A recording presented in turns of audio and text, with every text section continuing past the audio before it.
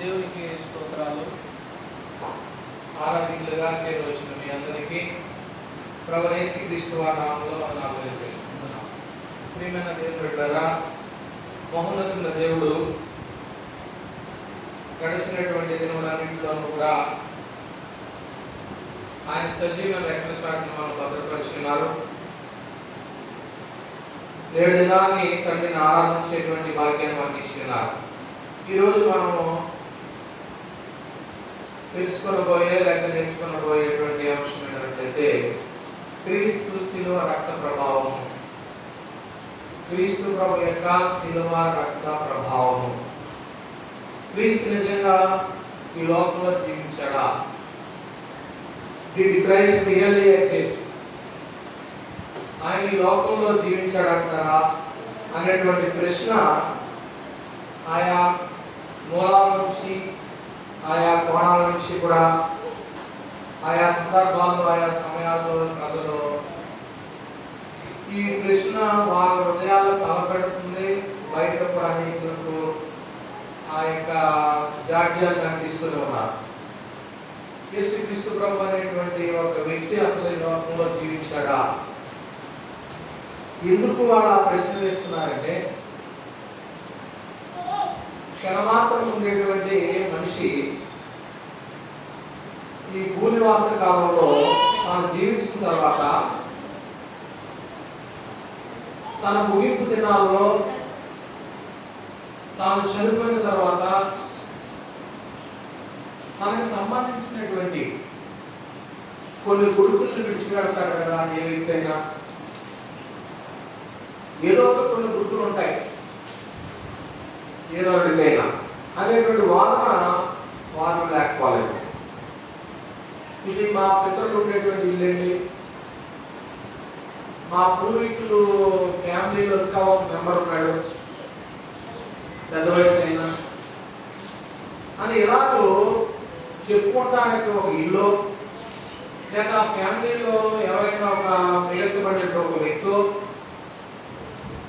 ఉంటే రేపు ఈ ఫ్యామిలీ భూమి మీద ఉన్నారు, కోరుకోవాల్సిన వీళ్ళ పితరులు అని ప్రజలు నమ్మటానికి అవకాశం ఉన్నది.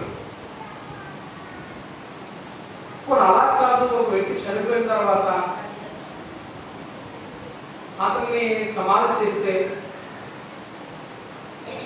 దేహం చీకిపోయినటువంటి మనుషుల్లో ఎముకలు కాబట్టి ఆ ఎముకలైనా ఉండాలి కదా. అవి కూడా లేవు. ఎముకలు మట్టిలో కలిసిపోతాయా? మట్టిలో కలిస్తే ఎముకలు శరీరం చీకిపోతుంది. ఎముకలు చాలా కాలం సహజంగా కాలం వస్తాయి. అలా ఎముకలు అట్నే ఉంటాయి. అలాగంటే యేసుక్రీస్తు ప్రభు వారిని సమాధి చేసిన తర్వాత కొన్ని అటువంటి ఏమైనా ఉన్నాయా అంటే అసలు అక్కడ ఆ చేసిన సమాధిలోనే ఏం లేదు, దేహం లేదు. మూడవ దినాన ఆయన ఏమయ్యాడు? తిరిగి లేచాడు. ఏ వ్యక్తి యొక్క గొప్పతనం అతను ఈ లోకంలో చాలా గొప్పవాడిగా చెప్పుకుంటాడు. కొన్ని స్టాట్యూలు పెడతారు, అతని పేరుని ఒక గొప్ప గొప్ప స్తూపాలు కడతారు. ఇది ఫలానా వారి పేరుని ఇక్కడ కట్టబడిందండి అని చెప్పుకుంటారు. అటువంటి ఏమీ లేవు. కాబట్టి యేసుక్రీస్తు ప్రభు వారు ఆయన భూమి మీద జీవించారా అనేటువంటి ప్రశ్న కూడా లేకపోలేదు మనకి. ఏమండి, ఆయన కొన్ని జ్ఞాపక చిహ్నాలు ఉన్నారు కదా. మానవుని యొక్క నమ్మక ఆధారం చేసుకునేటువంటి దేన్ని కూడా ఇది చూసి మనం నమ్మవచ్చు అనడానికి దేవుడు ఏది మిగల్చలేదు. నిజమే గ్రంథం మాట మనకి ఇక్కడ జ్ఞాపకం వస్తుంది. చూసి నమ్మిన వారి కంటే చూడక నమ్మిన వారు ధన్యులని దేవుడి గ్రంథం బోధిస్తుంది. కానీ ప్రజలు ఏంటంటే చూసి నమ్మాలి. అక్కడ ఏదో జరుగుతుందంటే వెంటనే వెళ్ళిపోతారు. అది వాస్తవమా కాదనేటువంటిది అనవసరం. చూసి నమ్మిన వారి కంటే చూడక నమ్మిన వారు ధన్యులు. మనం యేసు ప్రభు వారిని చూడలేదు, కానీ ఆయన ఉన్నారని ఏం చేస్తున్నాం? నమ్ముతున్నాం. పరలోకం మనం వెళ్ళలేదు, పరలోకం ఉన్నదని మనం నమ్ముతున్నాం. ఇలా మనమే కానీ ఆనాటి ప్రజల కంటే కనుక ప్రియమైన దేవుని వల్ల ఆది లేని నిత్యత్వంలో, అంటే ఈ జగత్తుకు రవంతా కూడా నిర్మాణం కాకముందు దాని ఆది లేని నిత్యత్వం అంటారు. ఈ దేహాన్ని దేవుడు నిర్మించడానికి ఈ నిర్మాణ కార్యక్రమం జరగకముందే, మంచి నిర్మాణం గొప్పది, ఈ నిర్మాణ కార్యక్రమం జరగకముందే దేవుడు యెహోవా క్రీస్తు ప్రభు యొక్క రక్తాల గురించి ఒక ప్రణాళిక కలిగి ఉన్నాడు. పేతురు రాసినటువంటి మొదటి పత్రిక 1వ అధ్యాయము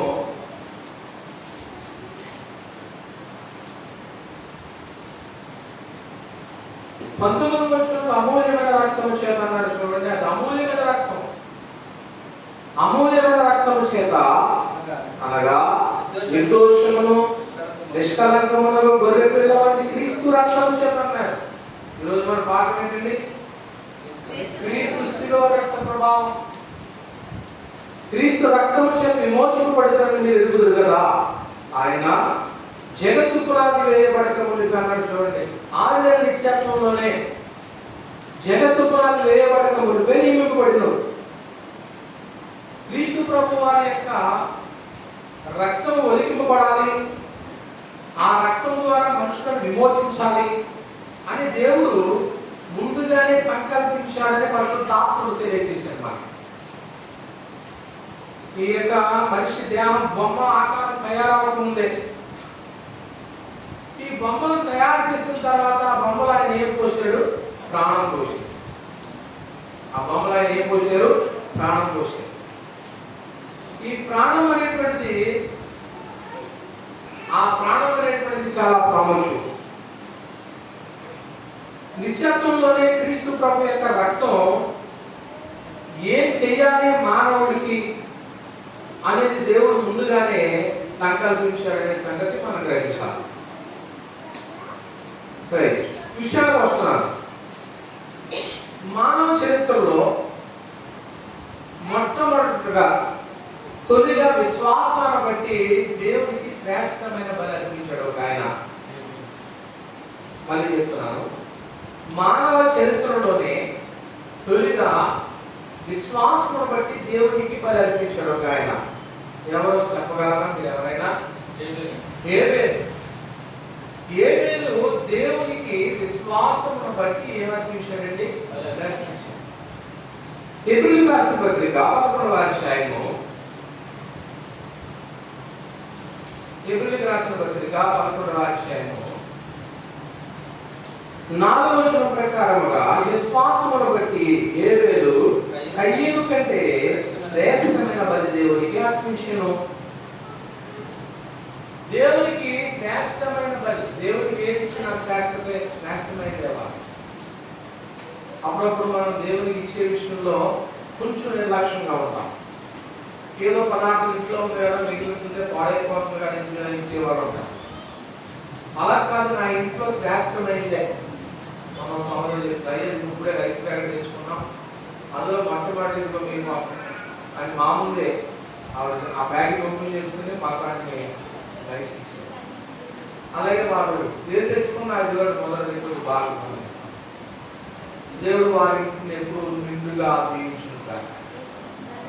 ప్రియమైన దేవుడు వల్ల శ్రేష్టమైనటువంటిది దేవునికి ఇచ్చుట్లో ఏ పేరు మనకు కనపడుతున్నాడు ఏమండి? అయితే శ్రేష్టమైన బలి దేవుడికి ఇచ్చిన తర్వాత ఏం జరిగింది? ఆదికాండము 4వ అధ్యాయం, ఆదికాండము 4వ అధ్యాయం 8వ వచనంలో కయీను తన తమ్ముడైన హేబెలుతో మాట్లాడాను. వారు పొలంలో ఉన్నప్పుడు, ఏమండి గొడవంతా పొలం దగ్గర వచ్చింది. పొలంలో ఉన్నప్పుడు కయీను తన తమ్ముడైన హేబెలు మీద పడి అతన్ని చంపి ప్రియమైన దేవుని పిల్లలారా,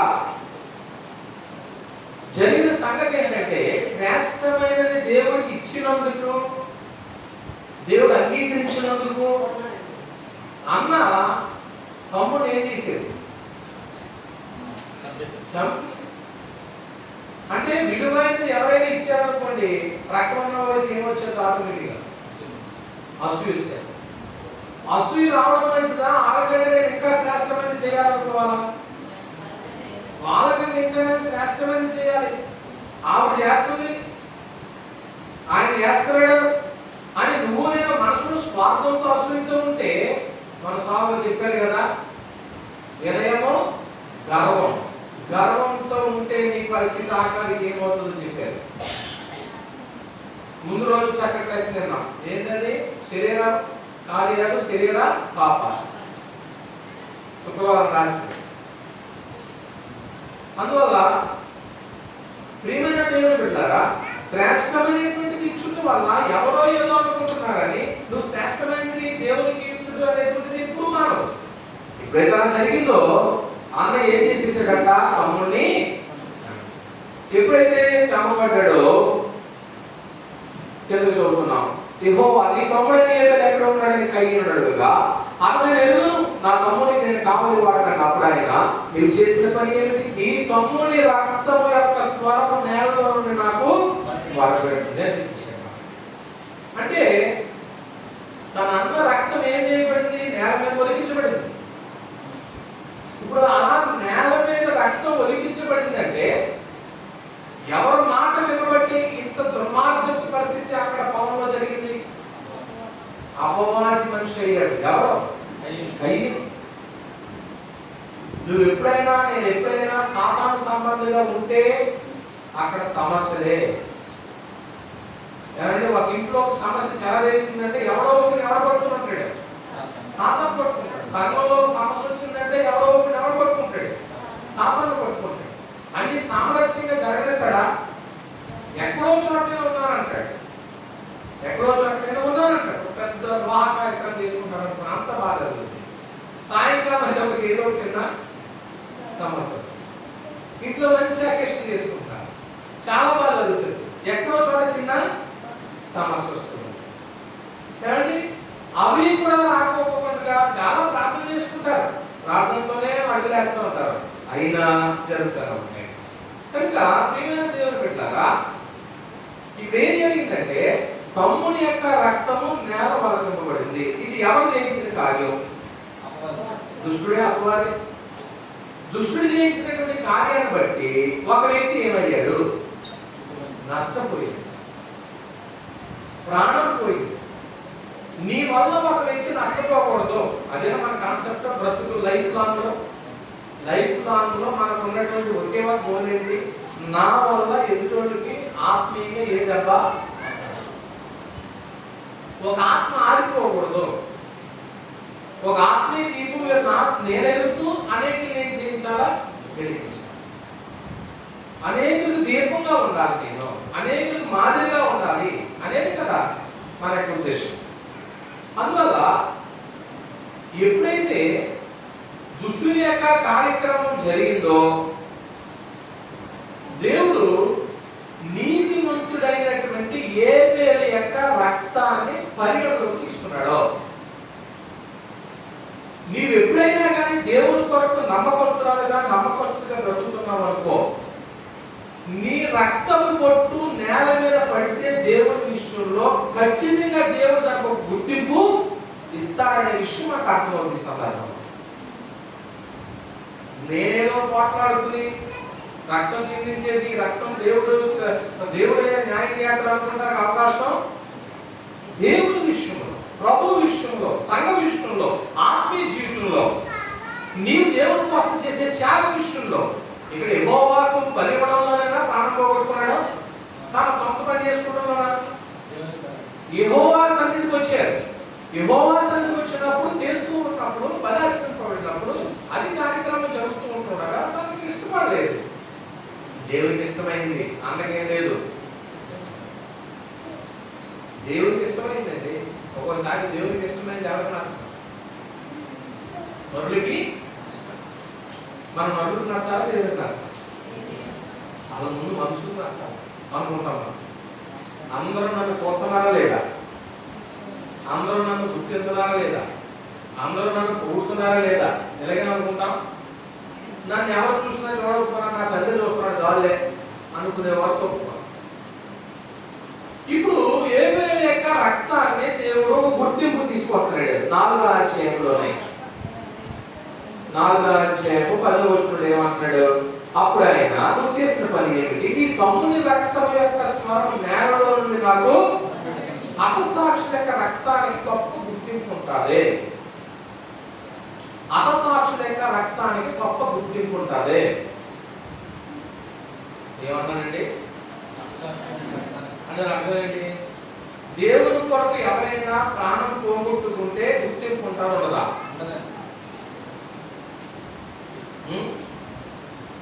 ప్రకటన 6వ అధ్యాయం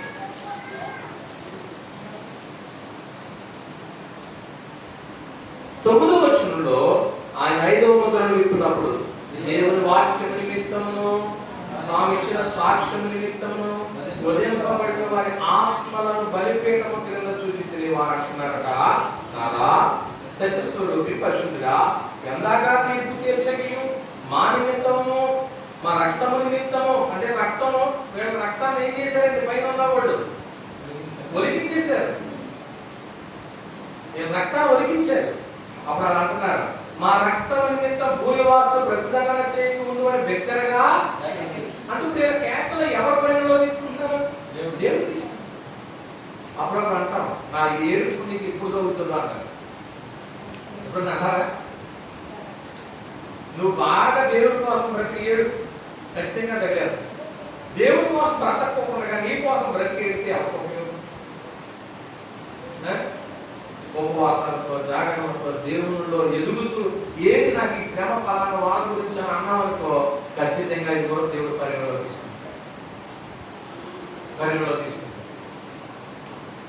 కొందరు వాక్యం ప్రకారం బ్రతుకుతున్నటువంటి వాళ్ళకి అదేదేమయండి ఏంటి వాళ్ళు ఏదనుకుని నాకెందుకు, ఎన్నో నా ప్రభువు చెప్తాను రాత్రికి నన్ను హింసించి వారు ప్రార్థన చేయమన్నాడు. నన్ను హింసించారు, వాళ్ళ కోసం ప్రార్థన చేస్తూ దేవుడిని చెప్తారు. వీళ్ళు ఏమంటారు చూడండి, అసలు మమ్మల్ని హింసించినోడు, మా రక్తం నేల కొలికించినోడు పరిస్థితి ఏంటి అని అంటున్నారంటే, మీ గొడవ నాకు అనవసరం అని అంటున్నాడు. దేవుడు జవాబు ఎత్తున్నాడు చూడండి. తెల్లని వస్త్రంలో వారిలో ప్రతి వారికి ఇవ్వడం మరియు వారి వలనే చంపబడబో వారి సహదాసుల యొక్కయు సహోదరుల యొక్కయు లెక్క ఏమవ్వాలా? పూర్తి ఇంకా కొంచెం కాలం విశ్రమ వారితో, అంటే వాళ్ళకి సమాధానం చెప్పబడిందా లేదా? అంటే అపసాక్షి యొక్క రక్తానికి గుర్తింపు ఉందా లేదా? నువ్వు సంఘంలో ఏదైనా కార్యక్రమం చేసి నష్టపోయేవు అనుకో, వెంటనే నీకు సువర్ణాక్షరాలు వెళ్ళిపోతావు వాళ్ళ పరలోకానికి. పలానా వాళ్ళు పని చేస్తున్నారు, గుర్తింపు ఉంటుంది వాటికి. ఇలా జరుగుతూ ఉంటుండగా కాలక్రమంలో మనుషుల యొక్క అవిధేయతను బట్టి దేవుడు కొన్ని మార్పులు చేశాడు. జలప్రళయం వచ్చిన తర్వాత ఆహార నియమాల్లో దేవుడు కొన్ని మార్పులు చేశాడు. జలప్రళయం మొదటి వరకు కూడా మనుషులు శాకాహారులుగా ఉన్నారు, అంతే కదా? జలప్రళయం మొదటి వరకు మనకి ఏం తిన్నారు? వాళ్ళు శాకాహారంగా తిన్నారు. జలప్రళయం తర్వాత దేవుడు ఆహారంలో కొన్ని మార్పులు చేశాడు. ఆదికాండము 9వ అధ్యాయము, ఆదికాండము 9వ అధ్యాయము 3వ వచనం నుంచి, ప్రాణము గల సమస్త చరములు మీకు ఆహారమును పచ్చని కూర మొక్కలను ఇచ్చినట్లు వాటిని పైన ఉన్నటువంటి సముద్రపు చేపలు, ప్రాకు, పురుగులు, నేల మీద పాకే ప్రతికూల ఆకాశ పక్షులు, ప్రాణము గల వాటన్నింటినీ కలిగించాను, ఆహారం ఇచ్చాను. అయినను విశ్వాసం గుర్తుపెట్టుకోండి, మాంసమును దాని రక్తముతో మీరు ఏం చేయకూడదు, తినకూడదు. మాంసం తినండి, కాల్చుకుని తింటారా, వండుకుని తింటారా, మీ ఇష్టం. కానీ ఏం తినకూడదు? రక్తము తినకూడదు. రక్తమే దాని ప్రాణము, మరియు మీకు ప్రాణమైన మీ రక్తమును. మనకు ప్రాణం అంటే ఏది? రక్తం. ఇక్కడ రక్తం ఎక్కించుకోవాలి ఎప్పుడన్నా? రక్తం నాకు బ్యాంక్ ఎక్కింది అన్న వాళ్ళు ఎవరన్నారేగా? దేవుని ప్రభు వాళ్ళ ఆ బాధలు లేవు. లేదంటే మనం తినే ఆహారం బట్టి మనకు రక్తం. కొన్నిసార్లు ఆ గ్రూపులు దొరకవు, ఎంత ఇబ్బంది పడతారు. రక్తదానం చేయండి, ప్రాణదాతలు అండి అంటారు. రక్తం విషయంలో దేవుడు అంటున్నాడు, మరియు మీకు ప్రాణమైన మీ రక్తముల గురించి విచారణ, దాని గురించి ప్రతి జంతువు నరులను విచారణ, ప్రతి నరుడి ప్రాణముల గురించి వారి సహోదరుని విచారణ చేయదు అని చెప్పి. ఏమండి దేవుని వాళ్ళరా, భూమి మీద ఉన్నటువంటి జీవరాశులన్నింటిలోనూ తినగలిగినటువంటి మనుషులు తింటున్నప్పుడు వేడిని తినొద్దని చెప్పాడు. మాంసం తినండి, కానీ దేని తినకూడదు అంటే ఇక్కడ మీకు ఏమర్థం అవుతుంది? రక్తానికి ఏదో ఒక గొప్ప చరిత్ర ఉన్నట్టు కనపడుతుంది. ఈరోజు మన భాగం ఏంటి? క్రీస్తు శిలువ రక్త ప్రభావం. అదే ఇప్పుడు రక్తం గురించి ఆలోచన చేస్తాను అంటే ఇప్పుడు రక్తానికి ఒక గొప్ప చరిత్ర ఉన్నట్లుగా కనపడుతూ ఉంటుంది. ఏమండి రక్తాన్ని ఎందుకు ఇచ్చారో చెప్తున్నాడు చూడండి. లేవి కాండము 17వ అధ్యాయం. లేవి కాండము 17వ అధ్యాయము 10వ వచనంలో, మరియు ఇశ్రాయేలీయుల కుటుంబంలోనేమి మీలో నివసించే పరదేశంలోనేమి ఒకడు దేని రక్తమును తినను, రక్తము తినవాడికి నేను ఎవరిని విముఖుడనై ఉంటున్నాను. చూడండి, రక్తము తినవాడికి నేను విముఖుడిని అంటే రక్తం తినవచ్చా తినకూడదా? తినకూడదు. అట్టి మనుషుల్ని విముఖుడనై జనుల్లో నుండి వారిని ఏం చేయదు. రక్తము దేహమునకు ప్రాణము అన్నాడు. చూడండి, ఇంటి దగ్గర కన్నుందా? రెండు కన్ను కన్నులు ఏం చేయండి.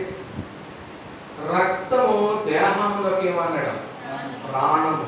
మార్పులు ఉంటే ఒకవేళ మార్పులు ఉన్నప్పుడు ఐలెట్స్ ఉంటే ఐలెట్స్ తో కూడా ఒకసారి మీరు డ్రాప్ చేసుకోండి. మీ నిమిత్తం ప్రాయచిత్తము చేసినట్లు బలిపీఠ మీద పోయిటకే దానిని ఏం చేశాను అంటే ఒక రక్తాన్ని మనిషి చేసిన పాపమును బట్టి పాపానికి ప్రాయచిత్తంగా దేని మీద పోయడానికి ఇచ్చాడట? బలిపీఠ మీద పోయడానికి ఇచ్చాడట. బలిపీఠ మీద పోయడానికి ఇచ్చాడట. కనుక ప్రియమైన దేవుని బిడ్డలారా, క్రీస్తు ప్రభు యొక్క శిలువ రక్త ప్రభావం గురించి మనం ఆలోచన చేస్తున్నప్పుడు రక్తానికి ఒక చరిత్ర ఉంది. ఏమండి 12వ వచనమా? కాబట్టి మీలో ఎవడును రక్తము తినకూడదని మీలో నివసించు ఏ పరదేశీయు రక్తము తినకూడదని నేను ఇశ్రాయేలుకి ఏం చేశాను అంటే మీరు ఇప్పుడు తోటలుగా చూస్తూ ఉంటుంటే ఏం తినకూడదని అర్థం చెప్తుంది అంటే నాకు అర్థం కాదు. నాకు సంగతి నేను ఎప్పుడు తినలేదు, చూడలేదు. రక్తాన్ని తింటారా? దాంట్లో లోపల తింటారా? అది మీకు తెలియదు.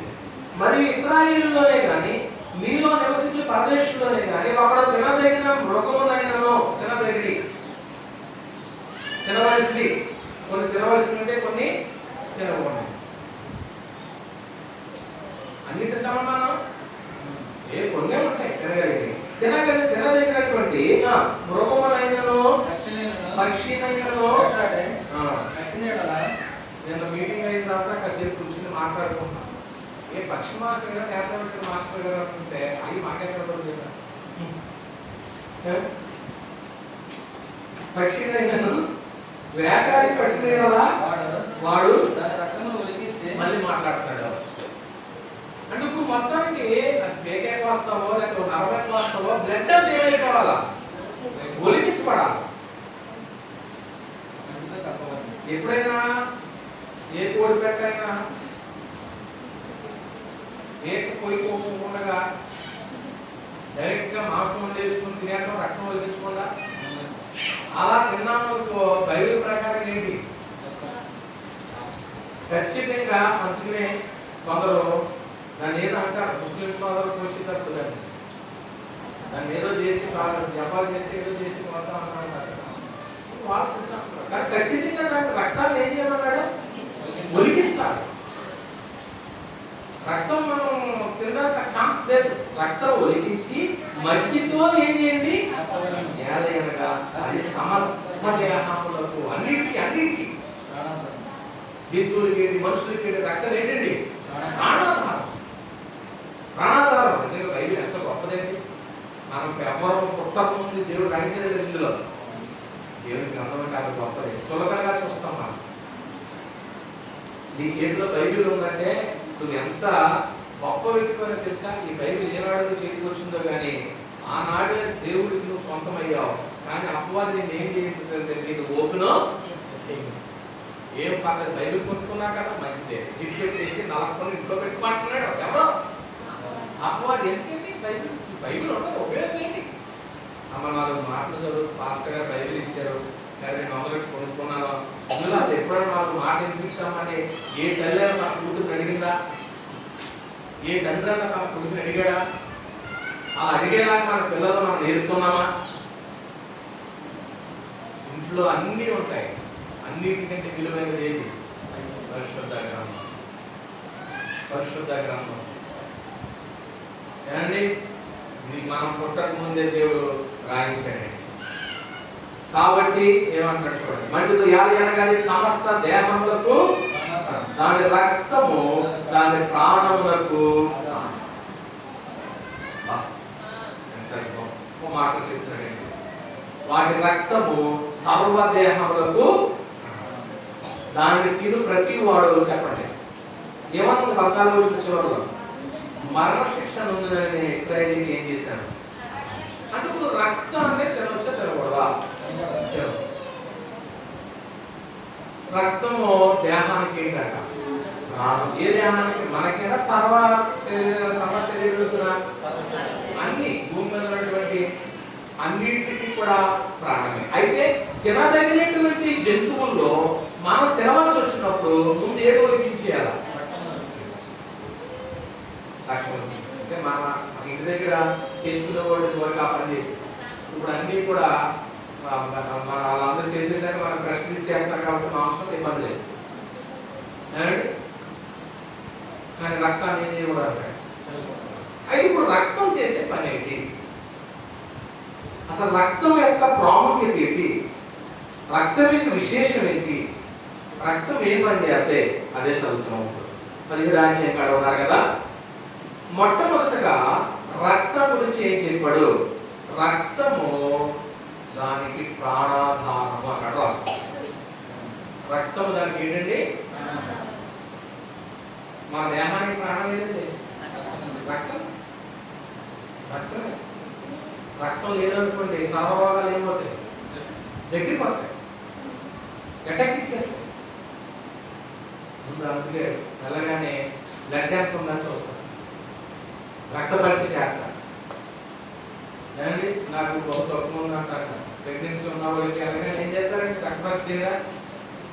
మనకి చేస్తారు. అమ్మ మీకు రక్తం ఎంత ఉంది? తక్కువ ఉంది, కాకపోతే ఫ్రూట్స్ తింది. డాక్టర్ గారు ఇప్పుడు చెప్తున్నారు ఫ్రూట్స్ తినమని. దేవుడు ఏదేలో ఏం చేయమన్నాడు? ఫ్రూట్స్ తినమని చెప్పాడు. ఫ్రూట్స్ తినమని అప్పుడే చెప్పాడు ఆయన ఏదేలో. కానీ ఇప్పుడు మహా ఖరీదైపోయింది ఫ్రూట్స్. 1 కేజీ చికెన్ అయినా తెచ్చుకుంటాం కానీ ఫ్రూట్స్ తింటుంది ఎట్లమా? ఇదే మంచిది, ఫ్రూట్స్ మంచిది. రక్తం ఈరోజు రక్తం గురించి పాఠం వస్తుంది కాబట్టి చూడబోతున్నాం. ఇప్పుడు మొట్టమొదటి రక్తం చేసేటువంటి పని ఏంటి? రక్తము దేహానికి ఏంటి? ప్రాణం. అంటే ఇప్పుడు ప్రాణాన్ని మనం జాగ్రత్త కాపాడుకోవాలా? మన రక్తాన్ని మనం కాపాడుకోవాలా? కాపాడు. ఎవరికైనా రక్తం ఇవ్వాల్సి వచ్చిందనుకోండి దైవజనుడు ఏం చేస్తారు? లేదనుకోండి ఖచ్చితంగా ఏం చేసుకోవాల్సి వస్తుంది? మొట్టమొదటి రక్తం చేసే పని ఏంటి చెప్తున్నాడు? అది ప్రాణాధారము. ఆధారం అది. నువ్వు నిలబడుతున్నావంటే నేను మాట్లాడుతున్నానంటే నా ఒంట్లో ఏమి నడుస్తుంది? రక్తము నెమ్మది ఏమండి కొన్ని లీటర్ల రక్తము మెదడుకి ఏం చేస్తూ ఉంటుంది, పంపింగ్ చేస్తూ ఉంటుంది. అంటే ఎప్పుడైనా ప్రమాదం జరిగిందనుకోండి, వెంటనే బ్రెయిన్ తగిలితే లోపల రక్తం చుందాపనం అయిపోయి బ్రెయిన్ ఏమైపోయిందంటారు, సరఫరా చక్కగా జరగాలి. పంపింగ్ ఏం చేస్తారు, ఎముకలు నరంలో చక్కగా దేవుడు సంధించి లోపల చక్కటి మిషన్ పెట్టి పైప్ లైన్ లాగా వేసేసి నరాలన్నింటిని అది నడిపించాడు. పైన ట్యాంకర్ గోడలోనేమో పైప్ పెట్టాం, కిచెన్లో గంట తీసుకెళ్ళాం. కిచెన్ దగ్గర వంట చేసిన ఒక కార్ కిట్ ఏమవుతున్నాయి, ఎవరు పెట్టారు, నువ్వే ఇంటి కన్నాలు ఇంటి చేంజ్ చేసుకున్నా పైపు వేయించుకున్నా కదా. మరి ఒంట్లో ఉన్న రక్తం అంతా సరఫరా చేసేలాగా దేవుడు ఒక వ్యవస్థను పెట్టాడంటే ఎప్పుడైనా దేవుడికి కృతజ్ఞతలు చెప్పావా, ఎప్పుడైనా ఆలోచించామా? దావీదు భక్తుడు అందుకన్నాడు, నువ్వు నన్ను కలుగ చేసిన విధానం చూడక నాకు ఆశ్చర్యం వేస్తుంది. యోగ గ్రంథం 1వ అధ్యాయం అనేకసార్లు చదువుకున్న మాటే 8వ వచనం, నీ హస్తంలో నాకు అభయ నిర్మాణం చేసి నన్ను రూపించున్నావు, నీవు నన్ను వెలికివేయుచున్నావు, జిగటమందుగా నన్ను నిర్మించితివి, ఆ సంగతి జ్ఞాపకం చేసుకున్నావు. నీవు నన్ను మరలా మందుగా చేతువా, ఒకడు పాలు పోసినట్టు నన్ను, జున్ను గడ్డ ఒకడు పేడ పెట్టినట్టు నువ్వు నన్ను. ఒక జొన్ను ఉంటే ఎలా ఉంటుందండి, మంచి రుచిగా పెడతాం, ఏం టేస్ట్గా ఉంటావు. ఒక్కొక్క జున్ను ఉంటే ఒక్కొక్కటి వండితే ఎలా ఉంటుంది, అసలు రుచి. జున్నుగడ్డ పేడ పెట్టాడు, చర్మముతోనూ మాంసముతోనూ నన్ను ఏం చేస్తావు, ఎముకలతోనూ నరములతోనూ నన్ను. అంటే లోన ఎముకలు నరాలు పెట్టి, ఎముకలు అంటే ఏం కాదండి, పిల్లర్స్ లాంటివి. మనం నిలబడ్డామంటే పిల్లలు ఇల్లు నిలబడిందంటే ఏముంటాయి, పిల్లర్సే. మనం నిలబడ్డామంటే పిల్లలు ఎముకలు బాగోకపోతే మరి అదే కదా. కాల్షియం తక్కువ అయితే ఆడవాళ్ళకి ఏంటి మరి పాలు ఎప్పుడు, ఆ కాల్షియం కోసం మరి కాల్షియం మీద వేసుకుంటున్నాం. లోపల మళ్ళీ ఎముకలు పెట్టాడు, మళ్ళీ లోన ఏమన్నాయంటే నరాలు పెట్టాడు, పైన ఏం కప్పాడు. ఇప్పుడు ఈ లోపల ఏం పడుతున్నాయి, రక్తం. లోపల ఏం పడుతుంది, రక్తం దేహానికి ఏంటంట. రెండో విషయం ఏంటంటే అక్కడే 17వ అధ్యాయము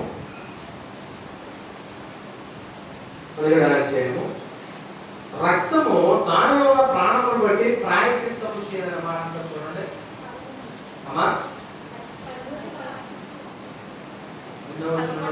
11వ వచనంలో ఉంది, రక్తము దేహమునకు ప్రాణము, మీ నిమిత్తం ప్రాయశ్చిత్తము చేయనట్లు బలిపీఠ మీద పడే దానికి రక్తము దానిలో ఉన్న, రక్తంలో ఏమున్నాడు, ఆ ప్రాణాన్ని బట్టి ఏం జరుగుతుంది నీకు అంటే పాపానికి ప్రాయశ్చిత్తం చేసేది రక్తం. మూడోది, రక్తం ఒలికించిన తర్వాత దాన్ని దేనితో కప్పేమన్నాడు, మంటితో కప్పేయాలన్నాడు.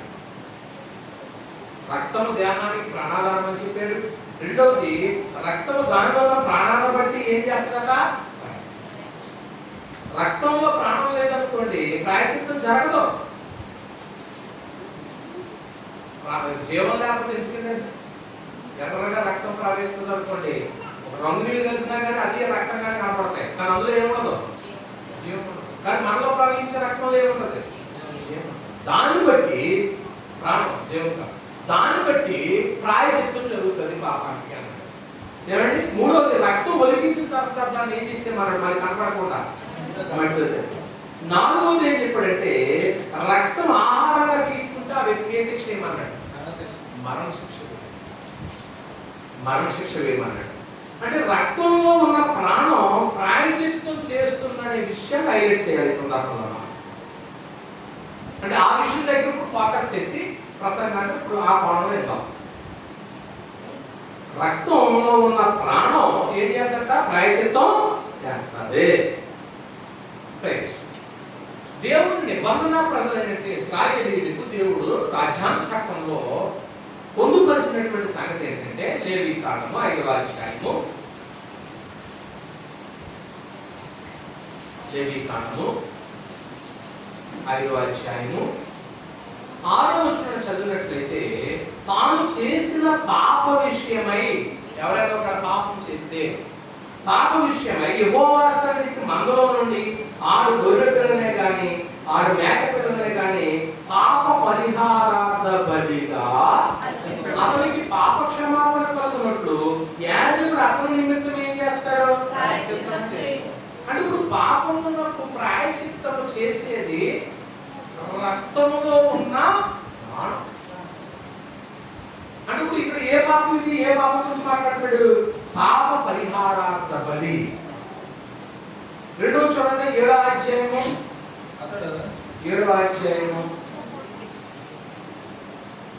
15వ వచనం. సమాధాన బలిగా తాను అర్పించు అన్నాడు. చూడండి, ఇది సమాధాన బలి, అది పాప పరిహారార్థ బలి. ఇదే బలి సమాధాన బలిగా తాను అర్పించు కృతజ్ఞతా బలి పశువును అర్పించు దినమే దాని మాంసమును దానిలోనిది ఏదియు మరునాటికి ఉంచుకోకూడదు. ఇలాగూ ఆ పాప పరిహారార్థ బలి చెప్పాడు, సమాధాన బలి చెప్పాడు. 7వ అధ్యాయం 1వ వచనం మనం చూసినట్లయితే అపరాధ పరిహారార్థ బలి.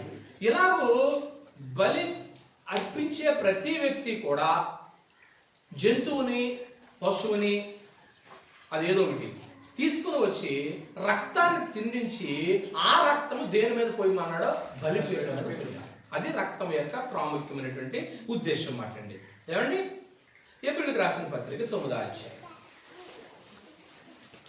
హెబ్రీయులకు రాసిన పత్రిక 9వ అధ్యాయము 19వ వచనాన్ని మనం చూసినట్లయితే ధర్మశాస్త్ర ప్రకారము మోషే ప్రతి ఆజ్ఞను ప్రజలతో చెప్పిన తరువాత ఆయన నీళ్లతోనూ రక్తవర్ణం గల గొర్రె బొచ్చుతోనూ హిస్సోపుతోనూ కోడలేకయో మేకలేకయో రక్తమును తీసుకుని దేవుడు మీ కొరకు విధించిన నిబంధన రక్తమని చెప్పుచు గ్రంథం మీదను పోక్షింపబడిన అది ఏ విధముగా గుడారం మీదను సేవ పాత్రలన్నిటి మీదను ఆ రక్తమును ఏం చేయండి. మరియు ధర్మశాస్త్ర ప్రకారం సమస్త వస్తువుల రక్తము చేత ఏం చేయబడాలా? ప్రతి వస్తువు కూడా, గుళ్ళో ఉన్న ప్రతి వస్తువు కూడా రక్తం చేత ఏం చేయబడాలంటాడు? శుద్ధి చేయబడాలి. రక్తం చేత శుద్ధి చేయబడాలి. చూడండి, మరియు ధర్మశాస్త్ర సమస్త వస్తువు రక్తం శుద్ధి చేయబడును. రక్తము చిందింపకుండా పాప క్షమాపణ కలగదు. ఆ మాట అండర్లైన్ చేసుకోండి. రక్తము చిందింపకుండా ఏమి లేదండి. అపరాధ పరిహారార్థ బలికి, సమాధాన బలికి, పాప పరిహారార్థ బలికి, దేనికైనా రక్తం చిందింపకుండా ఏమి లేదు. ప్రాయశ్చిత్తమో లేదండి. అంటే ఇప్పుడు రక్తం చిందించేనే రాజుల మొదటి గ్రంథం 8వ అధ్యాయం. రాజుల మొదటి గ్రంథము 8వ అధ్యాయము 5వ వచనం. రాజైన సొలొమోను అతని యొద్దకు కూడి వచ్చిన ఇశ్రాయేలులకు సమాజకులందరూ మందసమందరిలో పడి లెక్కింప సఖ్యము గాని గొర్రెలను ఎడ్లను బలిగా ఎందుకు అర్పించారు? ఇక్కడ 8వ అధ్యాయం అప్పుడు సీయోను దావీదు పురములో నుండి యెహోవా నిబంధన మందసమును పైకి తీసుకుని వచ్చుటకు యెరూషలేములో ఉన్న రాజైన సొలొమోను ఇశ్రాయేలు పెద్దలను, గోత్ర ప్రధానులైన ఇశ్రాయేలు పితరుల కుటుంబాల పెద్దలను తన యొద్దకు సమకూర్చారు. కాబట్టి ఇశ్రాయేలు యాజకులు 7వ మాసమందు పండుగ కాలం రాజైన సొలొమోనుతో కూడుకున్నది. ఇశ్రాయేలు పెద్దలందరూ రాగా యాజకులు యెహోవా మందసమును ఎత్తి దాన్ని తీసుకుని వచ్చిరి. అప్పటిదాకా సీయోను పురం అనేటువంటి దావీదు పురంలో ఉండిపోయిన మందసం ఇప్పుడు ఎక్కడ పోతుంది? యెరూషలేము వస్తుంది. వచ్చేటప్పుడు సొలొమోను గారు సంతోషంతో ఏం చేస్తాడు? 5వ వచనంలో మనసు వస్తుందని మనసు ఏం చేశాడంట? మనసు నిలబడి లెక్కింప సఖ్యము కానీ ఎందుకని ఇంతకాలం మేము ఏదో పాపం చేసుకుంటాం, మా దగ్గర ఉన్న మనసు ఏమైపోయింది? దూరం శత్రువులు చేతి వెళ్ళిపోయింది. ఇప్పుడు ఆ మనసు తిరిగి మా దగ్గరికి వచ్చేస్తుంది. కానీ ఇప్పుడు మేము లెక్కింప సఖ్యము కానీ ఏమివ్వాలా? ఎందుకని? మా పాపములకు ఏం జరగకూడదు. ఆ పాయింట్ అర్థమవుతుంది మీ అందరికీ? అంటే పాపములకు ప్రాయశ్చిత్తం చేసేది రక్తములో ఉన్న ప్రాణం. కనుక రక్తం ఖచ్చితంగా చిందించబడాలి. రక్తం చిందించబడకుండా ఏమీ లేదట, ప్రాయశ్చిత్తం లేదట. సొలొమోను అంటే ఎంత గొప్పవాడు మీ అందరికీ తెలుసు. అంత గొప్ప వ్యక్తి మనస్సును దేవుని దగ్గర ఏమిస్తున్నాడండి? ఇంటికాడ చేసుకున్నాడా, మనస్సు ముందు చేసుకున్నాడు? అప్పుడప్పుడు మనం ఇళ్ళకాడ చేసుకుంటాం కానీ గుళ్ళో చేయడానికి ఇష్టపడం, సంఘంలో చేయడానికి ఇష్టపడం. ఏమండి, సంఘంలోనే మనం ఘనంగా చేసుకోవాల్సిన, అలాగే ఇంటికాడ చేసుకోవద్దు అనట్లేదు. మొట్టమొదటి ప్రిఫరెన్స్ ఎక్కడ ఇచ్చాడు సొలొమోను? మనస్సు ఉందని దేవుడి సన్నిధి దగ్గర ఇచ్చాడు. దేవుడి సన్నిధి ఎక్కడుంటే అక్కడే కదా. ఆ రోజు ఇశ్రాయేలీకి మనస్సుమే ఆయుపట్టు. వాళ్ళు ఎక్కడికి వెళ్ళినా కూడా ఏం తీసుకుపోయేవారు? మనస్సు. మనస్సును ఏం చేశాడంట? లెక్కింప సఖ్యము కానీ గొర్రెలను బలిగా అంటే మాట కాదు అనుకున్నాం. లెక్కింప సఖ్యము కానంటే లెక్క పెట్టలేనని బరువు ఇచ్చేసాడా? ఎందుకు ఇచ్చాడట? మరి అది ఆ పాట మీకు గుర్తుపడతలేదా? వేలాది నదులంతా విస్తార తైలము నీకిచ్చిన చాలునా, గర్భఫలమైన నా జ్యేష్ఠ పుత్రుని నీకిచ్చిన చాలునా, ఏడాది గోడలనా వేలాది కొట్టేలనా. ఏదైనా ఒక పొత్తులు కూడా ఇవ్వము కానీ ఎలా తింటాం? ఓ గుడి పిల్లల్ని ఇస్తాం ఎప్పుడైనా, ఓ మేక పిల్లల్ని ఇస్తాం ఎప్పుడైనా? ఏమండి, ఎప్పుడన్నా ఇస్తే ఏదో చిన్నదో పెద్ద కోడి పెట్ట, అదైనా మొక్కుబడి చేసుకుంటారు, చిన్నది కాదు. నాకు దేవుడు ఇన్ని పశువులు ఇచ్చాడు, ఇది ఈ సంవత్సరం పెయ్యి కానీ నాకు పెడితే పెయ్యి గుడికి ఇచ్చేస్తారు ఎప్పుడన్నా అన్నారు ఎవరన్నా? ఇదిగో నాకు గొర్రె పిల్లలు దేవుడు మందని ఇచ్చాడు, ఈ మందలో నాకు అన్ని కూడా యాకోబులాగా ప్రార్థన చేస్తున్నాను, నా మంద రెట్టింపు అయింది అనుకో, అందులో కొన్ని దేవుని మందిరాలుగా అనగలమా? ఇప్పుడు మందలు ఎవరికి ఉన్నాయి? సంఘంలో ఎవరికైనా మందలు ఉన్నాయండి? ఉన్నాయా? గొర్రె మందలు ఎవరికి లేవు? ఉన్నాయా? మేకల మంద గొర్రె మందలు ఎవరికి లేవు. ఇదివరకు ఉండే, నేను సేవకు వచ్చిన కొత్తలో ఉండే. ఏమండి, వాటిని కూడా కాయలేక వాటికి దానా పెట్టలేక చేయలేకపోతున్నారు అందరూ. కనుక లెక్కింప సఖ్యము కానీ చెప్పండి, ఏమి చేసేది? అక్కడ విషయం మీకు అర్థమైంది అనుకుంటున్నాను నేను. అంటే ఇప్పుడు రక్తం చిందిస్తేనే కానీ చెప్పండి ప్రాయశ్చిత్తం అనేది లేదు కదా. ఈరోజు పాట ఏంటి? ఆ విషయమే రాలేదు, ఇంకా వచ్చిందా? రావట్లేదు. చూద్దాం. క్రీస్తు శిలువ రక్త ప్రభావం అంటే రక్తాన్ని ఎక్కడి నుంచి మనం తీసుకొస్తున్నాం? గ్రంథాన్ని బట్టి జగత్తు పునాది ఆదిలేని నిత్యత్వం కాడి నుంచి దేవుడు అమూల్యమైన రక్తము ద్వారా మనుషులను ఏం చేయాలనుకున్నాడు? విమోచన చేయాలనుకున్నాడు. అయితే మొట్టమొదట తొలిగా నేను పాపిని అని గ్రహించి ఏబేలు ఏం చేశాడు? బలిచ్చాడు. అక్కడే తెలిసిపోతుందండి. ఒక్కొక్కరు తీసుకొచ్చి అప్పంలోనే తెలిసిపోతాయి. ఈవిడ సొనుక్కుంటా ఎత్తదే, ఈయన సొనుక్కుంటా ఎత్తడా, ఈవిడికి ఇష్టం లేకుండా చేస్తే ఈయన ఇష్టం చేస్తాడని తెలిసిపోతారు. నాకు ఎలా? మీ సేవకుడికి మీ సేవకురాలకు తెలియదా సంఘంలో ఎవరు ఎలా చేస్తారో? మాకే తెలుసు, దేవుడికి తెలియదా? దేవుడికి తెలుసు. దేవుడికి తెలిసి మొక్కుబడిగా చేసేది ఉంటుంది, హృదయపూర్వకంగా చేసేది ఉంటాయి. ఏ పేరు ఎలాగించిన చదివారు మీరు? శ్రేష్టమైన విశ్వాసం బట్టి నేను పాపిని, నేను దోషిని కనుక రక్తం చిందించాలి అని ఇచ్చాడు. అక్కడి నుంచి మనం చూసాం. ఆ రోజు హతసాక్షుల యొక్క రక్తాన్ని దేవుడు ఏమి ఇచ్చాడు? గుర్తింపు ఇచ్చాడు. వాళ్ళకు ఒక ఐడెంటిటీ కార్డు ఇచ్చాడు. ఎక్కడికి వెళ్ళినా ఏబేలు ఫోటో కనపడితే బాబోయ్, ఎక్కడికి వెళ్ళినా విశ్వాసాన్ని ఫోటో కనపడితే ఈ ఊర్లో ఫలానా ఆవిడ ఏదన్నా అంటే ఆయన దేవుడు పరిగణలో తీసుకుంటాడు. ఫలానా ఆయన ఏమన్నా అంటే దేవుడు పరిగణలో తీసుకుంటాడు. మన దేవుడు వల్ల కనుక రక్తము దేనికి సాదృశ్యం అని చెప్తున్నాడంటే ప్రాణాధారం. ఈ ప్రాణాధారమైన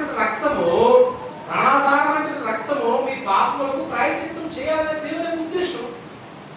అప్పుడు జంతువులు, పాపహారక బలు, అపరాధ బలు ఇచ్చి రక్తాన్ని ఏం చేశారు? వాళ్ళు బలిపీఠం మీద.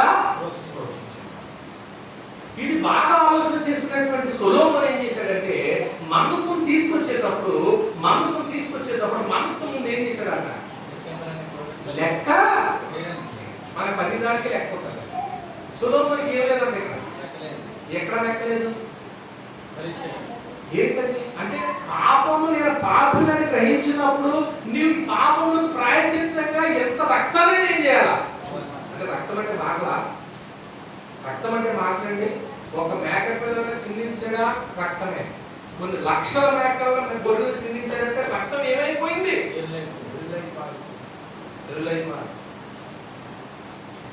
ఎంత రక్తం చిందించిందో చూడండి. అంటే ఆ రక్తం వెళ్ళినప్పుడల్లా ప్రజలకు ఏం కనపడుతుంది? అయ్యో మా పాపం ఇంత ప్రవాహంగా ప్రవహిస్తుందా? అప్పుడప్పుడు వాళ్ళు చూడండి, వర్షం వచ్చినటువంటి మొత్తం చెరువులు గట్లు ఏమైపోతున్నాయి? ఎగిరిపోయి వెళ్ళిపోతున్నాయంటే ఆ రోజు లెక్క లేనన్ని జంతువులు ఇస్తే రక్తం అలా ప్రవహిస్తే గుర్తించాలో ఏంటి రక్తము? మా పాపములకు ప్రాయశ్చిత్తంగా మేము చేసిన దానికి అవిధేయతగా ఇంత రక్తం చిందించాలా? దినవృత్తాంతాలు 35 అధ్యాయం. దినవృత్తాంతాలు 35వ అధ్యాయం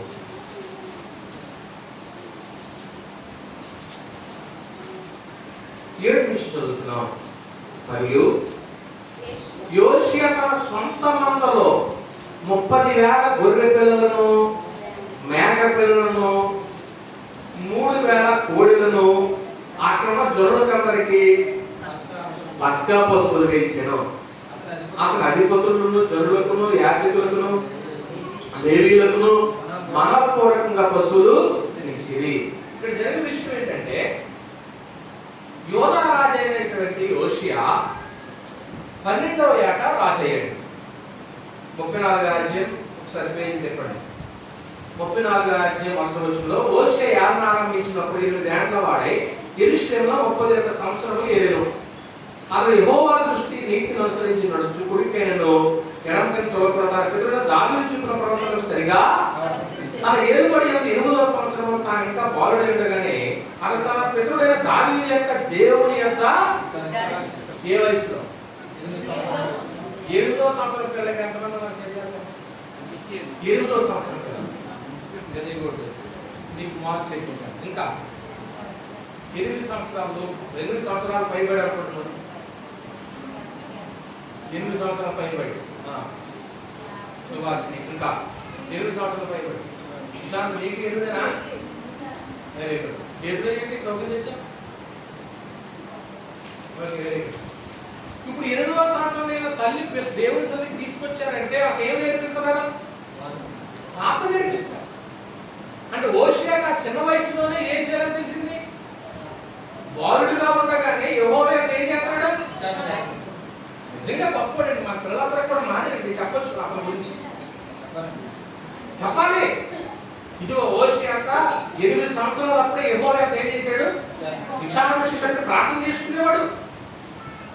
ఆ మనస్తత్వం ఉంది కాబట్టి దేవుడు తీసుకొచ్చి యోధా పర్వతం మీద ఏం చేశాడు? అతన్ని నీ బిడ్డలు చేస్తాడు దేవుడు ఎప్పటికైనా.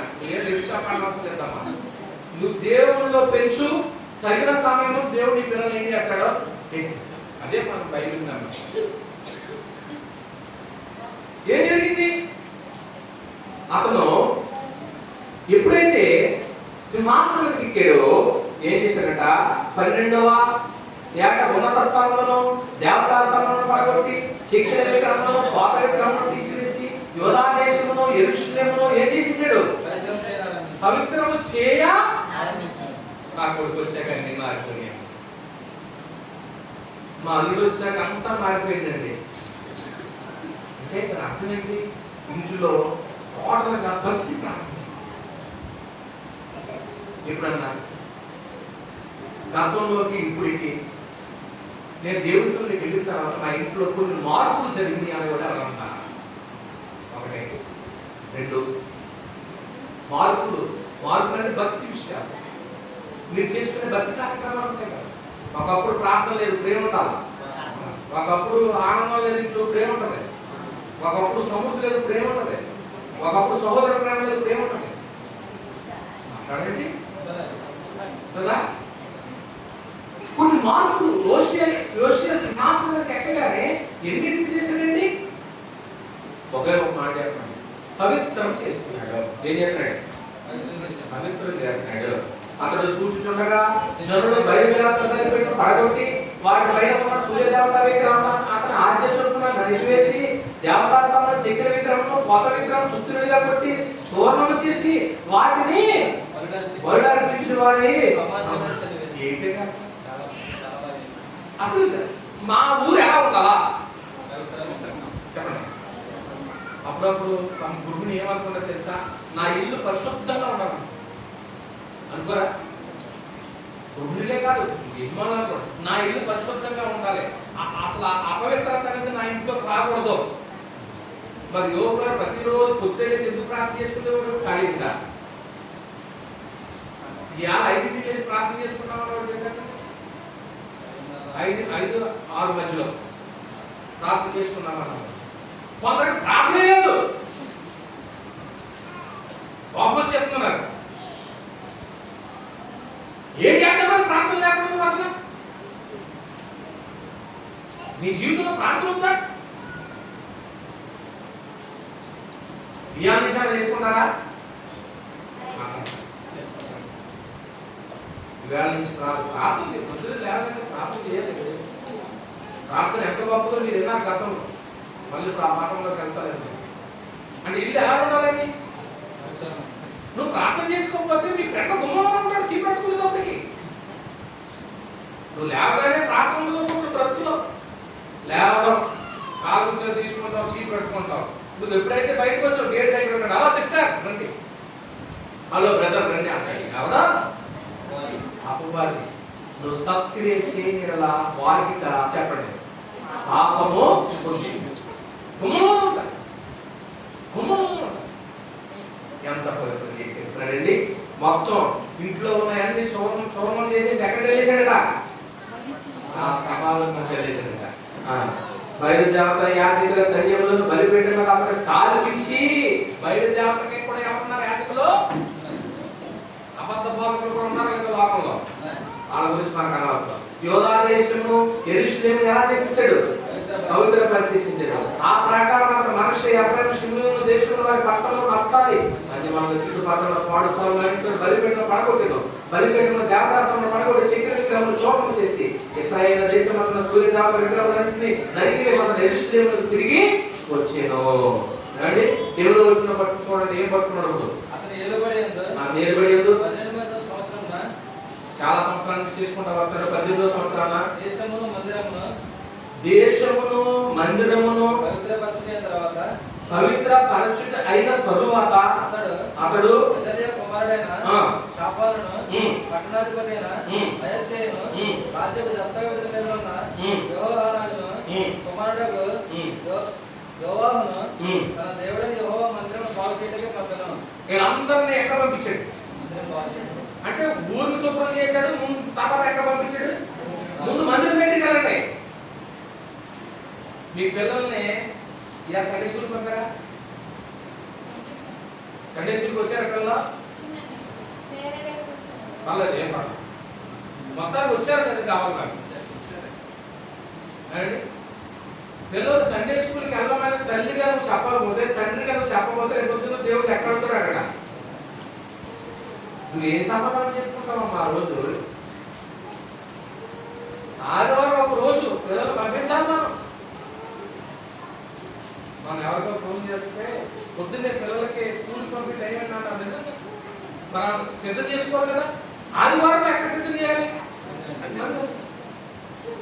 ఇప్పుడు మందిరం మీద పడ్డాడు. మొత్తానికి మందిరం కూడా బాగు చేసేసాడు. ఈ బాగు చేయడానికి జనాలు పంపించాడు కదా. వాళ్ళకంతా మందిరంలో ఏదో దొరికిందని చూడండి. 16వ వచనం.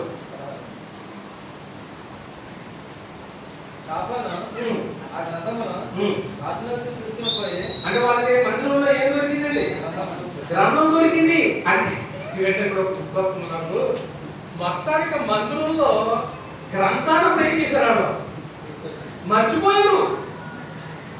మందులు పాడైపోయింది. గ్రంథాలను కూడా ఏం చేయట్లేదు, చదవట్లేదు. ఇందాక నేను అన్నాను కదా, శుభ్రంగా జిప్ పెట్టుకుంటాం బైబిల్కి. బైబిల్ ఏనాడు ఏం చెయ్యు? తీయం, నలగనేమో చక్కగా ఉంది అనుకుంటాం. గ్రంథం దొరికింది. గ్రంథం తీసుకొచ్చారు. డబ్బులు దొరికి తీసుకొచ్చారు. గ్రంథాన్ని రాజసముఖంలో చదివారు. ఏమండి 21వ వచనం, మీరు వెళ్ళి దొరికిన ఈ గ్రంథంలోని మాటల విషయమే నా కొరకు ఇశ్రాయేలు యూదా వారు శేషించిన వారి కొరకు యెహోవా యొద్ద ఎంత మొరపెడుతున్నాడో చూడండి. యోషియా రాజు బాబు మన మీద ఆల్రెడీ వచ్చేసిందిరా, ఎవరో గ్రంథ దేవుడు ఒకటి వచ్చేసింది, మళ్ళీ మందిరం మీద పడ్డాం, దేవుడు మనకు కనికరించాలా, బైబిల్ చదువుతాం. ఇప్పటికే బైబిల్ చదివి చాలా రోజులు, వారం రోజులైంది బైబిల్ చదువుతాం. చేతులు ఇలా అందరూ స్కానింగ్ లో దొరికేస్తున్నారు. వారం రోజులైందంటే నేను బైబిల్ చదివి అన్నవాడు, 2 రోజులైంది నేను బైబిల్ చదివి అన్నవాడు చేశాను, నెల రోజులైంది బైబిల్ చదివి అన్నవాడు చేశాను, సంవత్సరం అయింది నేను బైబిల్ చదివి అన్నవాడు చేశాను.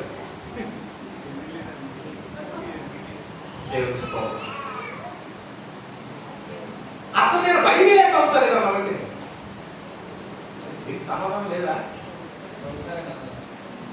చదువుతున్నారు అన్నప్పుడు నేను ఏం చేయమన్నా ఏది నేను చదువుతున్నాను 2, 3, 4, 5, 6, 7 అలా అయితే బాగుంటుంది. బైబిల్ చదివేవాళ్ళు మీ చేతి బైబిల్ చదివేవాళ్ళు లెక్కెట్టుకున్నాను 1, 2, 3,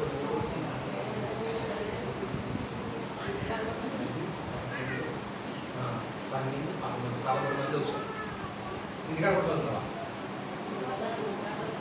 గుళ్ళో చదవకూడదు, ఇంటికాడే చదవ. గుళ్ళో అంటే అక్కడ చదవడానికి రావదు, ప్రసంగానికి ఫార్వర్డ్ అందించే వాళ్ళు ఎవరో వాళ్ళ మట్టుకే చదువుతారు. వీళ్ళు వాళ్ళందరూ కూడా తీసి చూడడమే. ఇంటికాడ మీరు చక్కగా ఏం చేసుకోవాలా? చదువు. చక్కగా టైం ఉంటుంది మీకు. అందరికీ కూడా కూడా వచ్చినాయి ఈ మధ్య ఏంటి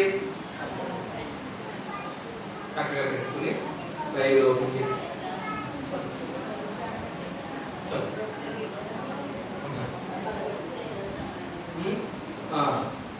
ఈ గ్రంథంలో రాయబడిన సమస్తము అనుసరింపక ఎక్కడున్నా మనం 21వ వచనం, మీరు వెళ్ళి దొరికిన ఈ గ్రంథంలోని మాటల విషయమే నా కొరకు ఇశ్రాయేలు యూదా వారిని శేషించిన వారి కొరకు యెహోవాను ఏం చేయండి. మన పితరులు ఈ గ్రంథంలో రాయబడిన సమస్తము ఏం చేయలేదు. ఇప్పుడు వచ్చిందా బుద్ధి? అనుసరించకపోతే యెహోవా ఆజ్ఞలను గైకొనక ఉండిన కొరకు యెహోవా కోపము చెప్పండి. నువ్వు ప్రార్థన చేయకపోతే కోపం ఎవరి మీద పడుతుంది? నీ కూతురు మీద పడుతుంది, నీ కొడుకు మీద పడుతుంది. నువ్వు భక్తి చేయకపోతే దేవుడు ఒక్కతే ఎవరి మీద పడుతుంది?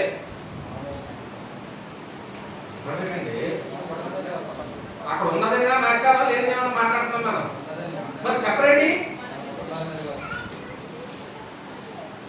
మీ పిల్లలకి దీవెన రావాలంటే మీరు ఖచ్చితంగా బైబిల్ చదవాలా లేదా? మీరు ప్రార్థన చేయాలా లేదా? చేయకపోతే ఎవరు కోపం వస్తుంది? నీ పాపం వస్తే గిన్నె పాత్ర కొడతావు, నీ పాపం వస్తే పోతు పాత్ర కొడతావు. దేవుడు పాపం వస్తే నీ కుటుంబమే కొడతాడు. ఎవరితో చెప్పుకోలేవు. ఏంటంటే మా కుటుంబం భ్రష్టత్వంలోకి వెళ్ళిపోయింది, మా ఫ్యామిలీ బాగోలేదండి. ఏడుతావంటే పిల్లలు చూసి ఆడటమో, నీ భర్తను చూసి ఆడటమో, నీ భార్య చూసి ఆడటమో, ఇరుగు పొరుగు వారికి హేళన అయిపోతాం. ఏది భక్తి? ఏది బైబిల్ చదవద్దా? ప్రార్థన చేసుకోవద్దమ్మా? అయ్యా, మహారాజు కుర్చీలో కూర్చుంటే ఆ రోజులు గడిచిపోతాయి. ఏమంటాడు? ఓ నాయన, ఆడ చేయని దానికి ఇప్పుడు మన మీద ఏమొచ్చింది? వచ్చిందిరా బాబు, తెరవంటారు, మందిరం తెరవంటారా, బైబిల్ చదవంటారా బాబు. ఇంకా ఇవన్నీ వివరించడానికి సార్ టైం సార్. ఇవన్నీ చేసిన తర్వాత 35వ అధ్యాయానికి వచ్చేస్తాం. 35వ అధ్యాయానికి వచ్చేస్తాం. 2వ వచనం, అతడు యాజకులను వారి వారి పనులకు ఏం చేసేసాడు? నిర్ణయించి యెహోవా మందిర సేవ జరిగించడానికి వారికి ఏం చేశాడు? మీరేం భయపడకండి, నేను చేయవలసినవన్నీ చెల్లించేస్తాను, ధైర్యంగా చేయండి. అప్పుడప్పుడు తల్లి అంటారు, నీకేం పర్లేదు, నేనున్నాను. నీ ఏ విషయంలో ఏ విషయంలో నిన్ను ఎవరైనా ఏదైనా మాట అన్నారంటే దెబ్బలాట నేను వస్తాను, నువ్వేలో అన్నారు ఇద్దన్నా. దానికి మనం ధైర్యం ఇవ్వాలా? ఆత్మీయ విషయాలు ధైర్యం ఇవ్వాలా? హోషేయ ఎవరికి ధైర్యపరిచాడు? యాజకులు, మీరు మందిర సేవ చేయండి. ఎప్పుడైనా అన్నారంటే మీ సేవ అయ్యా, మీరు ఉత్సాహంగా సేవ చేయండి. మీరు ధైర్యంగా సేవ చేయండి. సంఘంగా మా పని మేము చేస్తాం. ఎప్పుడైనా ఈ 30 ఏళ్ళ జీవితంలో ఎప్పుడైనా అన్నారు మీ సేవా అనుభవంలో, మీ విశ్వాసం ప్రయాణంలో? ఇశ్రాయేలు అందరికీ బోధ చేయవారికి యెహోవా ప్రతిష్ఠితులు లేవీయులు కాదు, పరిశుద్ధమైన మందస్సుల మీద ఇంకా భుజముల మీద ఏం చేయొద్దు, మోయక మరణదాకా మోతున్నారు. మోయక ఇశ్రాయేలు రాజైన దావీదు కుమారుడు సొలొమోను కట్టించిన మందిరంలో దాన్ని ఏం చేయండి, ఉంచండి. అయ్యా మనకు అన్ని అవకాశాలు వచ్చినాయి, పరిస్థితులు అనుకోబడ్డాయి, చక్కగా చేసుకుందాం అంటున్నాడండి. అలాగంటూ ఇక్కడ వచ్చినట్టు వచ్చేసారా? 5వ వచనం చదువుతున్నాయి, చదవండి. జనులు ఆయా భాగములకు లేవీయుల కుటుంబంలో ఆయా భాగం ఏర్పాటులకు మీరు పరిశుద్ధ స్థలంలో నుంచి వారి పితల కుటుంబంలో వరుసలను బట్టి జనులైన మీ సహోదరులకు ఏం చేయండి, సేవ చేయండి. ఆ ప్రకారం పస్కా పశువు వధించి మిమ్మల్ని ప్రతిష్ఠించుకుని మోషే ద్వారా యెహోవా ఇచ్చిన ఆజ్ఞను అనుసరించి దాన్ని మీ సహోదరులకు ఏం చేయండి. మరి యోసేపు తన స్వంత మందలో ఇందులో నుంచి కొన్నాయా సొంత కూడా ఇచ్చేసాడు. ఏంటి అర్థం చూడండి, ఏంటి భయం ఏంటండి? అందుకే యోసేపు భయం ఏంటి నాకు యెహోవా కోపం వచ్చేస్తుంది. ఇప్పుడు మన మీద యెహోవా కోపం ఉంది కాబట్టి నీ దగ్గర లేకపోయినా ఇదిగో నా దగ్గర ఉందిరా బాబు, ఇదిగో నా మందులో నేను జీవిస్తున్నాను, జీవనిస్తున్నాను, ఇప్పుడు ఏం చేయాలా? అర్థమైందా? పాపములకు ప్రాయశ్చిత్తంగా ఏమి ఇవ్వాలా? బలి.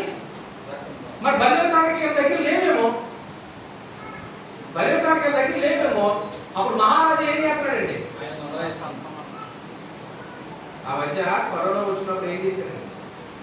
బాగా ధనికులు ఎన్ఆర్ఐలు వాళ్ళు ఉన్నారు కదా, వాళ్ళు ఏం చేశారు తెలుసా? కొద్ది డబ్బులు తీసుకొచ్చి ఒక 5 కేజీలు బియ్యమో, 1 కేజీ తెల్లపప్పు, 100 ప్యాకెట్ మంచిగా లేదు. వాళ్ళ సొమ్ములో నుంచి తీసేయండి, వాళ్ళ సొమ్ములో నుంచి తీసేయండి. ఇదిగో చూడండి, ఇందులో ఉంటుంది. అప్పుడప్పుడు నిన్న కూడా రాసి ఉంటాడు, ఎవరు ఏమేమి ఇచ్చారో, ఏ నెలలో ఎవరు ఏం స్పాన్సర్ చేస్తారో అన్నీ ఉంటాయి. ఎప్పుడన్నా మీరు నోట్ బుక్స్ తీసుకుని చూసుకోండి.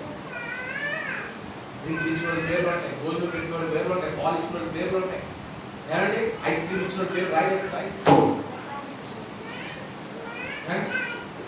అన్నీ.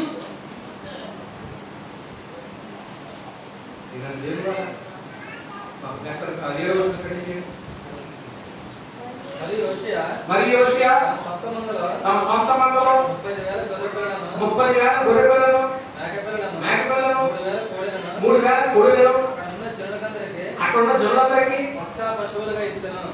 కోడి ఫారం ఉందా? కోడి ఫారంలో ఉంటాయని కోళ్ళు, ఎన్ని కోళ్ళు? 3,000. అంటే ఒక ఫారం ఏం చేసేది? ఎందుకంటే తినమంటారు కదా, ముందు రక్తం చిందించమంటాక. అది గుర్తుపెట్టుకోండి. ఎన్ని ఉన్నా ఫస్ట్ ఆఫ్ ఆల్ మనం చేయవలసింది ఏంటో తెలుసా? Worshipping God. ముందు దేవుని ఏమి ఆత్మతో సత్యముతో, తర్వాతే నువ్వు నేను. ముందు కనుక దేవునికి ముందు ఆయన ఆరాధన చేసిన తర్వాతే, ఆయన భాగం చెల్లించిన తర్వాతే, ఆయన కోసం బ్రతికిన తర్వాతే ఎవరైనా సెకండరీ. దేవుడు కూడా రండి, నా పాఠాన్ని ముగిస్తాం. ఆయన ఏం చేశాడు తెలుసా? వీటన్నింటినీ కూడా మనపూర్వకంగా ఏమర్థం అవుతుంది మనకి? ఏమండి ఏమర్థం అవుతుందంటే ఏంటి? ఈరోజు పాఠం ఏంటండి? క్రీస్తు యొక్క శిలువ రక్త ప్రభావము. రైట్. ఇప్పుడు ఇశ్రాయేలీయులు దేవుని చేత హెచ్చరించబడి ఆజ్ఞ పొందుకుని యెహోవాకి ఏమిస్తున్నారో ఇవ్వమన్నది దేవుడు, ఇచ్చేది ఎవరో? ప్రజలు. మళ్ళీ అడుగుతున్నాను, ఇవ్వమన్నది ఎవరో? తండ్రి దేవుడు. ఇచ్చేది ఎవరో? ప్రజలు. ఇవ్వమన్నటువంటి దేవునికి కానీ ఇచ్చేటువంటి ప్రజలకు కానీ ఇద్దరికి కూడా సంతోషంగా జరుగుతుందా లేదా ఈ కార్యక్రమం? ఇన్ని తరాల నుంచి యుగాల నుంచి జరుగుతున్నటువంటి ఈ కార్యక్రమము, జంతు బలులు ఇవన్నీ కూడా ఇవ్వమన్న దేవునికి సంతోషాన్ని కలిగిస్తున్నాయా, ఇచ్చేటువంటి వ్యక్తికి సంతోషాన్ని కలిగిస్తున్నాయా? దేవుడికి రాసిన పత్రిక 10వ అధ్యాయము 5వ వచనం.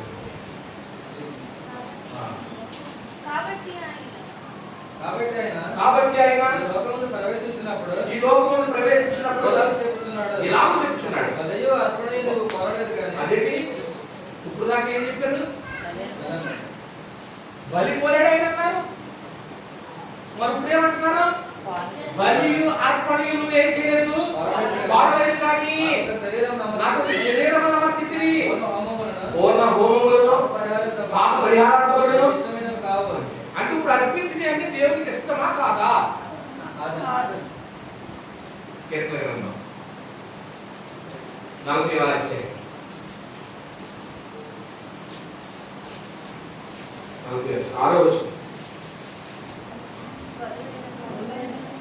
బలులైనను నైవేద్యములైనను అంతే. బలులు కోరట్లేదు, దేవుడు ఏం కోరట్లేదని. ఎందుకు కోరట్లేదు ఆయన అంటే, తీసుకొచ్చినటువంటి మనుషులకి కానీ ఇవ్వమన్న దేవునికి కానీ ఆనందం ఉన్నట్ట లేనట్లా? ఒక్కొక్కరు ఎంత చేసినా కానీ ఆనందం ఉండదు. ఎందుకు ఉండదు? ఉండదు, అంతే. ఎంత చేసినా కానీ సంతోషంగా ఉండడం ఏంటంటే, అప్పుడప్పుడు భర్త అంటాడు భార్యని, ఏంటి నీకు ఏది తీసుకొచ్చిన పువ్వులు తెచ్చాను అంటే బేకరీ నుంచి కేకులు తెచ్చాను, అయినా కానీ మొక్కలు ఏం కనపడలేదు. ఎందుకని?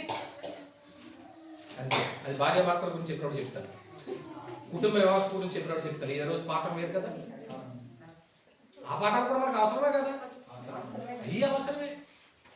ఆ ప్రసంగాలు అయిన తర్వాత కాసేపు కోపం పెట్టుకుని మాట్లాడుకుని పోతారు, అంతే కదా. అవి కూడా ఉంటాయి. కనుక ప్రియమైన దేవుని వారలారా, ఇలాగూ బలు ఇచ్చుట ద్వారా ఇచ్చే వ్యక్తికి కానీ ఇమ్మన్నటువంటి దేవునికి కానీ సంతోషాన్ని కలిగించే ప్రక్రియ లేదట. చూడండి ఒకసారి ఎబ్రీ పత్రిక 10వ అధ్యాయము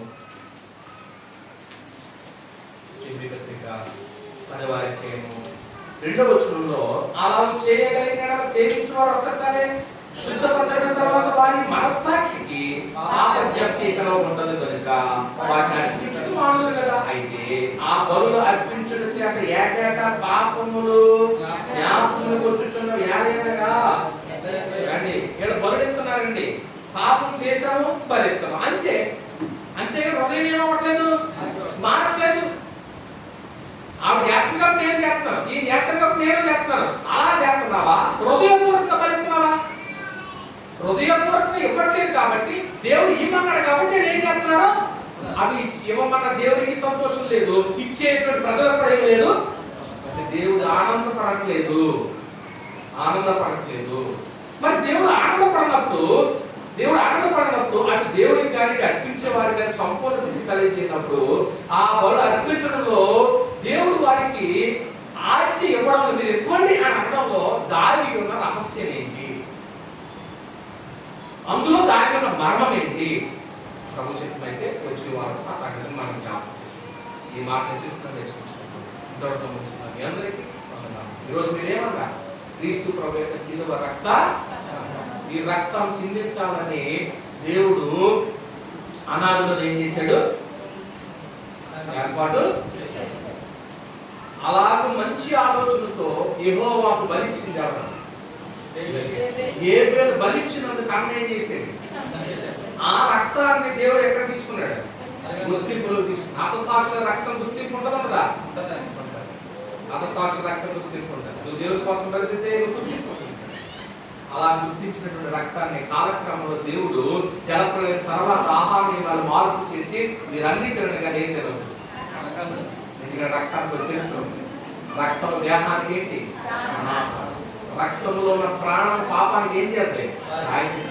రక్తం ఒలిపించి ఎందులో పెట్టేమన్నాడు? ఇలా చెప్పిన తర్వాత ఆ రక్తం విషయంలో ఎవరు సొలొమోను కూడా యెహోవాకి ఏమి ఇచ్చాడు? ఎన్ని ఇచ్చాడంటే లెక్క. మోషే ఏం చేశాడు? తన సొంత మందల నుంచి ఏం చేశాడు? మందల నుంచి ఇచ్చాడు లేదు. ఎందుకని? ఆ పాపం మనకి ఏం వచ్చేసింది? పాపానికి ఏమే పాపం? అయితే ఇస్తున్నటువంటి వ్యక్తులకు కానీ కోరిన దేవుడికి కానీ ఏం లేదు, ఏదో అలవాటుగా ఆచారం చేస్తాం. మరి సంతోషం లేని దేవుడు ఎందుకు కోరడని మాట్లాడుతుంది. అందులో దాగిన మార్గం ఏంటి అది వచ్చి మీ అందరికీ కావాలి పరమోషం మమ్మల్ని మిగిలిగా ప్రేమించిన మా పరలోకపు తండ్రి, క్రీస్తు ప్రభు యొక్క శిలువ రక్త ప్రభావము అనే పాఠంలో ప్రారంభంలో కొన్ని సంగతులు మా ముందు ఉంచారు. రక్తం యొక్క ప్రాముఖ్యత నిజమే. రక్తము పాపములకు ప్రాయశ్చిత్తం అన్నారు. రక్తము దేహానికి ప్రాణాధారం అన్నారు. ఆ రక్తం విషయంలో ఎంతో జాగ్రత్తగా ఉండాలని చెప్పారు. ఈ సంగతులు దీనికంటే కలిపరిచింది పిల్లలు విన్నారు, ఆలోచనపరిచింది. ఎందుకు అన్ని వేల బలుడిచ్చారు? పాపానికి ప్రాయశ్చిత్తం జరగాలంటే రక్తం చెల్లించవలసిందే, బలిపీఠ పోయవలసిందే. అయితే ఇన్ని బలులు అర్పించిన దేవుడికి ఎందుకు సంతోషం కాలేదు, ఎందుకు బలుడని మాట్లాడు అనే సంగతులు నేను మరెక్కువ తెలుసుకుంటానికి ఈ కృపమాన్ని గ్రహించాను. మా ప్రభువు యేసు క్రీస్తు వారి పేరిట ఈ ప్రార్థనకి సమర్పిస్తున్నాం తండ్రి.